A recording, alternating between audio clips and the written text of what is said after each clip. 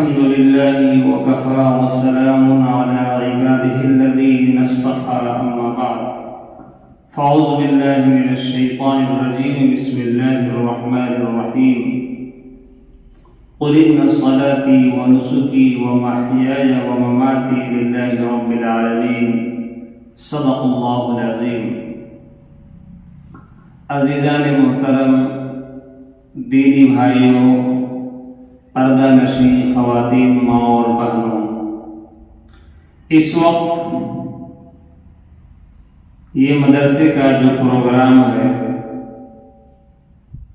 آپ کو جو بلایا گیا ہے،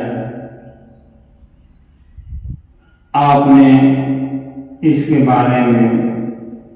معلمات سے، معلمین سے خوب اچھی طریقہ سے ابھی سماعت فرما رہے تھے۔ میرا عرض کرنے کا مقصد یہ ہے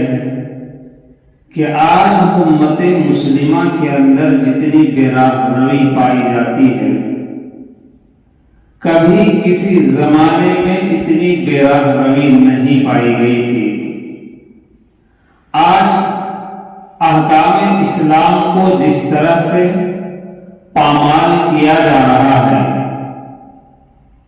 اللہ تبارک و تعالی کے احکام سے جس طرح مسلمان قوم منہ موڑ کر کے زندگیاں گزار رہی ہے، وہ آپ تمام کے سامنے موجود ہے۔ آپ کے آنکھوں کے سامنے، نظروں کے سامنے وہ ساری چیزیں ہیں۔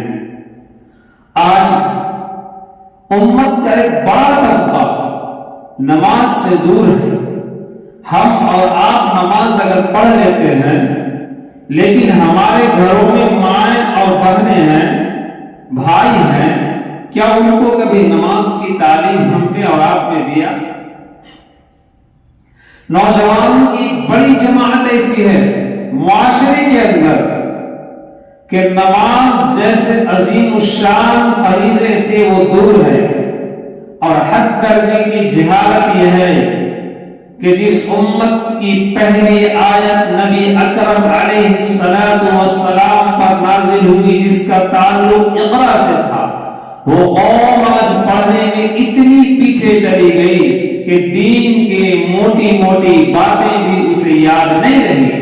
حد ہو گئی لوگوں کو، حد ہو گئی کہ نماز کے فرائض، وضو کے فرائض، نماز کے ارکان، کلمہ اور اسلام کے عقائد پیغمبر علیہ السلام نے کس طرح سے لوگوں کو بتایا، زندگی گزارنے کا طریقہ تک اسے معلوم نہیں۔ جناب رسول اللہ صلی